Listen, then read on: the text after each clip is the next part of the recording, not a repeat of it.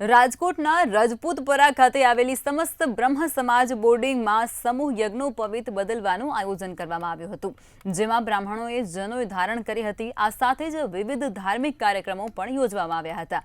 આજના દિવસે બ્રાહ્મણ પોતાની જનોઈ મંત્રોચ્ચાર સાથે વિધિપૂર્વક બદલાવે છે, જેના ભાગરૂપે બ્રાહ્મણ બોર્ડિંગ ખાતે અને સમસ્ત બ્રહ્મ સમાજના 500થી વધારે બ્રાહ્મણો દ્વારા મંત્રોચ્ચાર સાથે જનોઈ બદલવામાં આવી હતી।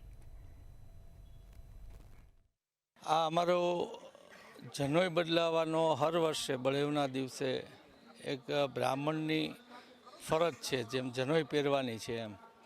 અને જ્યારે જનોઈ બદલાવીએ છીએ ત્યારે જનોઈ દેવામાં આવી હોય, આપણી સંસ્કૃતિ કહે છે કે બ્રાહ્મણ જ્યારે ગુરુ આશ્રમે જાય અને સામાજિક જીવનની શિક્ષા મેળવવા જાય ત્યારે એને જનોઈ આપી અને ઘરેથી મોકલતા હોય છે।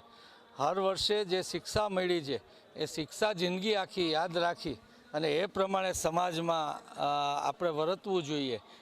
આજે શ્રાવણી પર્વ નિમિત્તે યજ્ઞો પવિત્ર એટલે કે અમારે જે જનોઈ બદલાવે છે, અમારા બ્રાહ્મણ શાસ્ત્ર અને બ્રાહ્મણની અંદર જ્યારે બાળ અવસ્થામાંથી તમે તરુણ અવસ્થામાં જાઓ એટલે કે બાળપણ પતિને તમે જ્યારે સમાજની અંદર શિક્ષા લેવા જાઓ ત્યારે સૌથી પ્રથમ એને યજ્ઞો પવિત્ર એટલે કે જનોઈ આપે છે।